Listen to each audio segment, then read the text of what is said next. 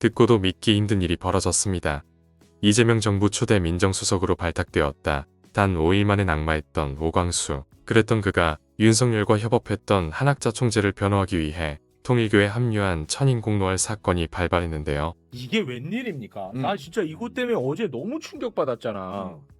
한학자 총재의 변호인단에 얼마 전 이재명 정부 민정수석에서 낙마한 오광수 변호사가 합류를 한 거야. 오광수 변호사. 이거는 진짜 충격. 이거는 진짜 너무 충격이야. 오광수라는 사람은요, 공적 마인드가 전혀 없는 사람입니다. 나도 화낼 줄 알아. 사익 추구만 있는 사람이야. 이 사람 보니까 부동산 차명 보유 그리고 차명으로 대출한 의혹으로 낙마한 거 아닙니까? 네. 그러면 이재명 정부에 대해서 부채감을 갖고 있어야죠. 그렇죠. 고개 숙이고 살아도 부족할 판에 지금 가장 큰 우리의 관심사 특검 아닙니까? 그렇죠. 특검에서 가장 열심히 지금 파고 있는 것 중에 하나가 통일교 이슈인데 그렇죠. 통일교 변호인단에 들어가? 진짜. 아이, 화 왜 안 내세요? 이 오광수 씨는 정말 심한데요. 그러니까 최병모 변호사님 케이스 한번 얘기해 볼게요. 최병모 변호사님. 네, 이분이 아주 뭐 인격적으로도 그렇고 훌륭한 인권 변호사, 민변 회장도 하셨고 노무현 대통령이 후보 시절에 노사모란 게 있었잖아요. 네. 노무현을 사랑하는 사람들 모임의 변호사 버전인 노변모 회장이었어요. 노무현을 사랑하는 변호사 모임 회장이셨거든요. 네. 근데 이제 노무현 정권 들어선 다음에 정몽구 현대자동차 회장에 대한 수사가 진행될 때 네. 오광수가 얘기한 것처럼 원어브 대문으로 이름만 올려달라. 정몽구 측에서 네, 그랬죠. 아. 그때 20억이었어요. 네. 25? 네, 그때 이름값이? 이름값. 근데 와. 최 변호사님 어떻게 했냐면 네. 안 하셨죠. 네? 왜 안 했냐면 공인도 아니셨어요. 최병모 변호사가 그렇잖아요. 네. 그냥 변호사일 뿐인데 내가 노무현 대통령 됐으면 좋겠다고 움직인 일종의 NGO 같은 거잖아요. 팬클럽 회원. 거기에 있었는데 내가 어떻게 변호를 하냐라고 그랬어요. 와. 공직자도 아니고 공인도 아닌 분이 와. 20년 전 일이에요. 20년 전 2004년인데 제 기억에는 그때 20억이면 지금 얼마일까 와. 생각해 보면 좋겠고요. 그러네요. 그 다음에 한학자가 현찰 동원력이 막강하잖아요. 막강하죠. 라스베가스 수백억 살도 있고 그러니까 네. 오광수는 얼마에 넘어갔을까? 얼마에 자기를 팔았을까 하는 생각이 들어요.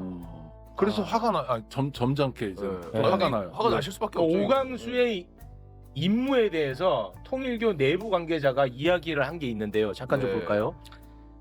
통일교 내부 관계자가 이렇게 얘기를 합니다. 오광수 전 수석은 오늘, 그러니까 이제 엊그제나 어제인 것 같아요. 보니까 민중기 특검을 직접 만나러 갔다. 그리고 한학자 소환을 막는 것이 전관 변호사들의 임무로 한다. 그러니까 미션이 이렇게 뭐 정해졌다는 그런 얘기인 것 같습니다. 민중기 특검을 만나러 갔다. 통일교 그 한학자 네. 이 변호인단으로 오광수 전 민정수석이 네, 합류했다고 그러더라고요. 네. 그러니까 사람들이 아니 오광수 전 뭐 낙마자 민정수석 낙마자죠. 어떻게 이 한학자 총재 변호인단 한학자 총재 변호인단에 합류할 수 있느냐? 이거는 대통령에게 너무 부담스럽다. 이제 이런 얘기 나오거든요. 김호수 검찰총장도 뭐 자문을 했다라고 얘기는 하고 있고 어떻게 보세요? 충격적입니다. 사실 너무 놀랐습니다. 너무 충격적입니다. 네. 너무 충격적이고요. 네. 제가 원내대표 후보일 때 오광수 민정수석의 얘기가 있어서 네. 제가 사실은 얘기를 했었거든요. 대통령이 여러 가지로 잘 하셨을 거다. 그래서 믿는다. 그렇지만 윤석열과 같이 근무했던 경력이 있으니 이 부분을 살펴봐야 된다라고 했고, 그래서 어떻든 조금 부담이 됐지만 그렇게 제기했었습니다. 왜냐하면 언제나 돌다리 두들기고 가고 임명이 돼도 두들기고 살펴야 된다라고 생각을 했는데 네. 뭐 다른 일이 있어서 그만뒀잖아요. 너무 충격적입니다. 너무 충격적인데 그렇게 하시면 안 되죠. 오광수 변호사 그렇게 하시면 안 됩니다. 대통령이 얼마나 오광수 변호사에 대해서 믿음을 가졌으면 그런 일이 있었음에도 불구하고 임명을 했겠습니까? 그러니까요. 그런데도 불구하고 그렇게 한학자 변호를 한다? 있을 수 없는 일입니다. 한학자 씨하고 누구랑 연결이 되어 있습니까? 김건희. 이건 윤석열. 한학자 씨하고 누구랑 연결이 되어 있습니까? 건진, 윤석열, 권성동 얘기 있잖아요. 네. 이런 상황에서 그 변호를 한다고요? 저는 있을 수 없다고 생각합니다. 했어도 안 되는 일이고, 그런데 이 내용이 김호수 김호수 전 검찰총장도 아 너무 놀랐어. 너무 놀랐어요 저는. 예, 예. 왜냐면 특검보고가 그 법인의 대표 중에 한 명이잖아요. 그렇죠. 그러면서 본인은 뭐 만난 적이 없다. 특검보 들어간 다음부터는 뭐 김호수 총장이든 누구든 말은 했지만 그 다음에 들어온 제보가 더 놀랐어요. 그게 이제 JTBC로 들어간 제보였는데 네. 그 겉으로는 자문 안 하는 것처럼 해놓고 뒤로는 했다. 예. 속지 말아라 이런 제보가 들어왔다는 거 아니에요? 네, 그러니까요. 이 제보가 그 통일교 내부에 있는 내부에서 사람의 나온 제보였고 거죠. 네. 거기에 오광수가 왔다 가고 김호수가 왔다 갔다. 그래서 취재하게 돼서 나온 거 아닙니까? 그리고 김호수가 아니라고 하니까 그 다음 내용이 또 또 나오고. 나왔어요. 어떻게 그럴 수가 있습니까? 아무리 돈이 그래도 그렇지. 아니 한학재 씨는 변호를 받을 수 있습니다. 그렇죠. 다른 사람이 해야 되고 김호수, 오광수, 강찬수 강찬우. 어? 강찬우. 그렇게 하면 안 되죠. 네. 일단 지금 이름 나오는 사람 보면요. 오광수가 누굽니까? 이재명 정부 들어서가지고 검찰 출신 민정수석은 좀 곤란한데 그런 이론이 있었지만 임명을 했어요. 그랬는데 보니까 아니나 다를까 뭐 온갖 문제 있는 것들이 다 드러나와가지고 5일 만에 그만둔 사람이에요. 그러면은 정말 이재명 정부 맨 출발부터 흠집을 내고 발길을 잡고 부담을 준 사람 같으면 반성하고 있어야지. 그런 사람이 통일교의 변호사를 맡아? 정말 저자는 제가 보기에 인간도 아닌 자입니다. 아주 나쁜 놈이에요. 아니 어떻게 그럴 수가 있습니까? 그리고 저자가 민정수석으로 있었으면서 뭐를 했겠습니까? 특검 구성한다든지 이런 전반적인 것을 짰을 거 아닙니까? 그런 자가 가서 맡는다고? 그리고 문재인 정부 마지막 검찰총장 했던 사람은 법률 자문하고 이재명 대통령 선거 재판 변호했던 사람 강찬호 전 수원지검장 이런 사람들 그러면 야 통일교에서는 야 우리는 무슨 일이 있어도 총재님 보호해야 돼. 무조건 이재명 가까운 사람 골라 이렇게 했겠죠. 그렇게 했어도 적어도 이 정부의 첫 민정수석으로 했다가 그렇게 부담을 주고 그만둔 사람 같으면 죄송합니다. 제가 뭐 변호사로서 도와드려야 되겠지만 이러이러한 처지인데 제가 같으면 어떻게 되겠습니까? 이래야지. 어? 제 사람입니까? 그래놓고 뭐라 그래요? 기자한테 뭐 그렇게 이해하십시다. 이따고 얘기를 하더라고요. 한번 들어보십시오. 변호인들이 많이 계시는 걸로 알고 있다고. 많은 분들이 하고 계시는 걸로 알고 있어요. 원어브 댐이겠지만 이해하십시다. 이해하십시다. 이해 못해. 저 양아치 아닙니까? 참 충격적인 보도죠. 저는 오광수 민정수석이 임명됐을 때 이 논란 말고도요. 당시에 이제 본인이 검사장 재직 시절에 위법 사항들이 튀어나왔기 때문에 그게 해결이 안 된 상태에서 이재명 정부의 첫 민정수석을 맡는다. 인사검증을 총괄한다. 부적절하다. 사표 쓰라고 했고 그때 5일 만에 정리가 된 겁니다. 근데도 지금 정신 못 차리고 저런 식으로 참 통일교 사건에 저렇게 연루가 돼가지고 이렇게 이름이 나온다는 것 자체가 부끄러운 일이고요. 저 김호수 총장도 문재인 정권의 마지막 검찰총장을 지낸 사람인데 지금 저 사람하고 같은 로펌에 있는 사람은 지금 특검에 김건희 특검에 통일교 수사를 전담하고 있는 특검보입니다. 같은 로펌이에요. 물론 이게 뭐 법무법인 아니니까 우리는 이해 충돌 없습니다. 이따위 소리에서 될 게 아니고요. 같은 합동법률사무소를 하고 있으면 가족이나 마찬가지인 겁니다. 동료죠, 동료. 근데 거기에 대해서 한쪽은 특검보로 창으로 수사하고 있고 한쪽은 방패로 들어가서 그걸 막아준다? 이 대국민 기만 아닙니까? 그리고 저 강찬호 변호사도 마찬가지고요. 그래서 저는 제가 변호사협회 소속이기 때문에 제가 속한 단체에 대해서 참 쓴소리하기가 쉽지는 않지만 전 변협이 이제는 나서야 된다고 봅니다. 이거 변호사들 얼마나 더 부끄러워져야 우리 변협도 정신 차릴까요? 저는 지금 저 이름 나오는 변호사들 있지 않습니까? 변호사 품위 유지 의무 훼손으로 저는 다 변호사 자격 정직시켜야 된다고 봅니다. 저런 사람들이 전관예우로 이해충돌로 짬짬이 하면서 이 중요한 특검까지도 이렇게 무력화시키면요. 대한민국은요. 그냥 법조인들이 말아먹는 거예요. 제가 볼 때는. 정말 부끄럽습니다. 제가 저분들은 뭐 제 이름도 모르겠죠. 저는 한참 밑에 정말 뭐 나이 차이도 많이 나고 기수도 한참 떨어지는 제가 후배지만은 자, 선배로 인정하기가 싫습니다. 저렇게 본다 땡겨가지고 사회 정의를 가지고 팔아먹는 저런 변호사들이 과거에는 검찰총장 지내고 민정수석 지내고 이게 뭐 하는 겁니까 진짜. 부끄럽습니다 진짜로. 오광수와 관련해서 제가 이런 말을 했습니다. 제가 수십 년 동안 고위공직자 검증을 해본 기자로서 이런 케이스는 처음 본다.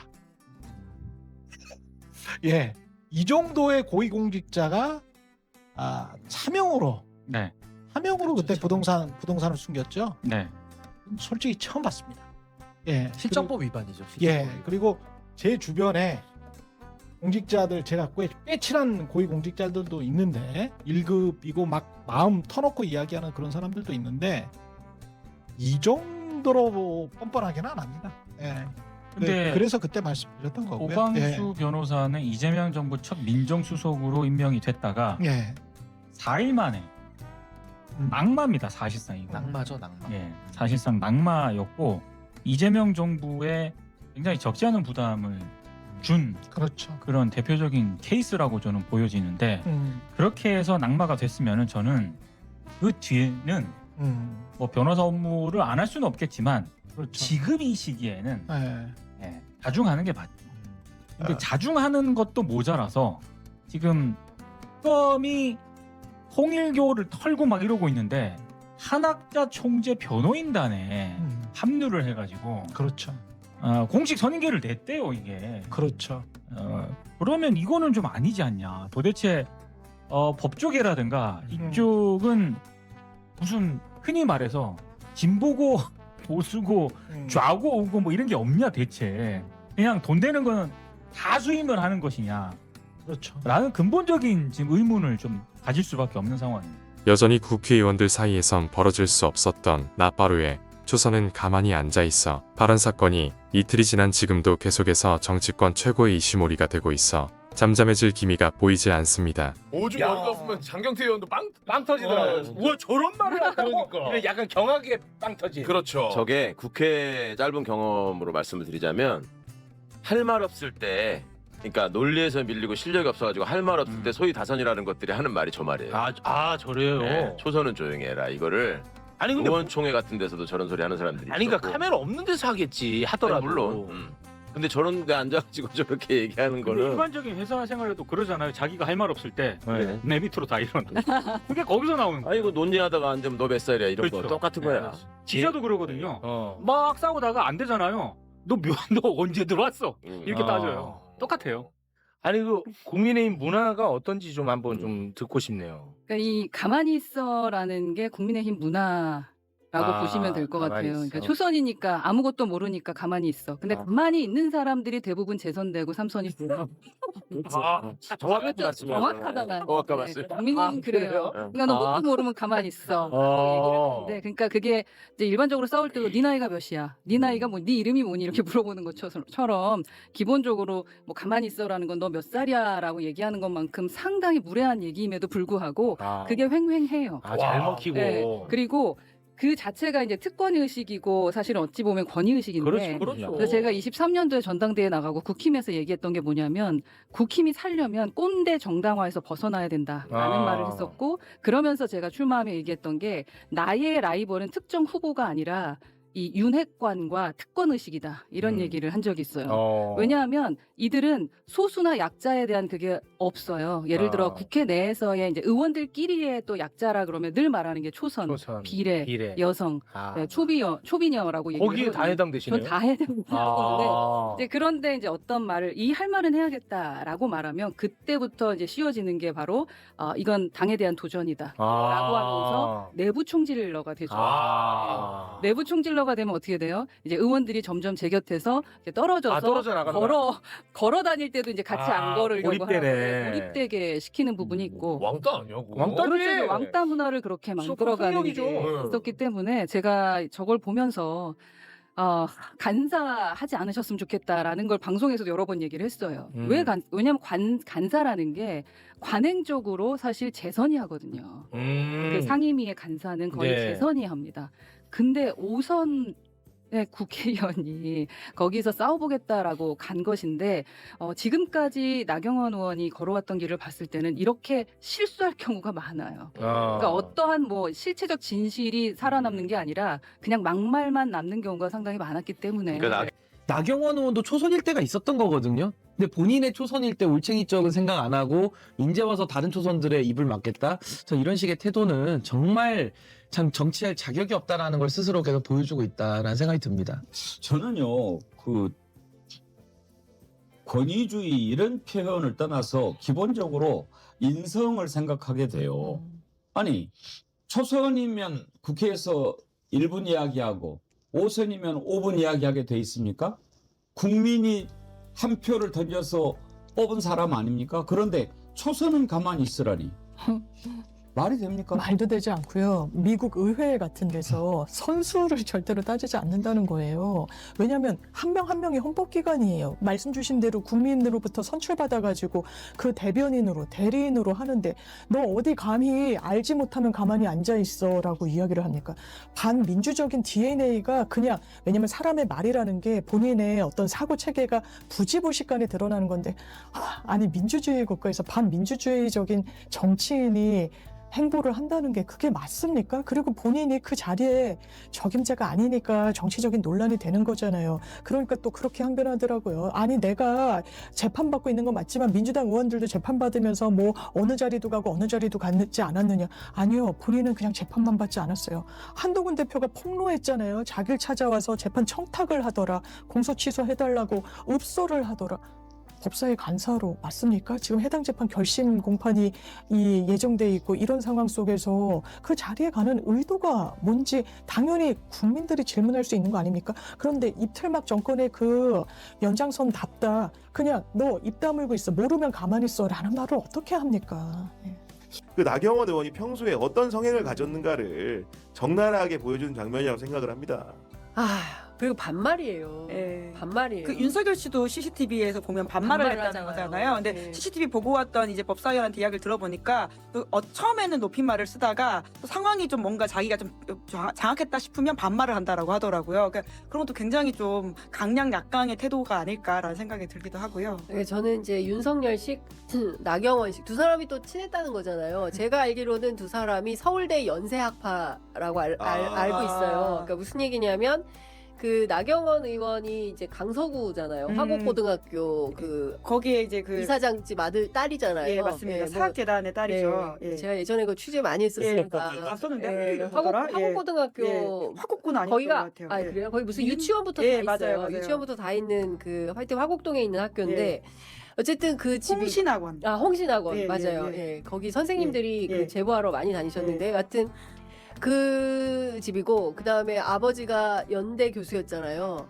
윤석열의 경우에 그래서 이 사람들이 사시 공부를 연대 도서관에서 했대요. 그때. 네네. 그래서 이 사람들이 서울대 연세학파라는 거예요. 한 명 더 있어요. 누구냐면 그 아프니까 청춘이다 쓴 대학 김남도. 교수죠. 김남도. 그 세 사람이 그렇게 많이 어울려 다녔다. 홍신학원이 화곡중고 맞다네요. 죄송합니다.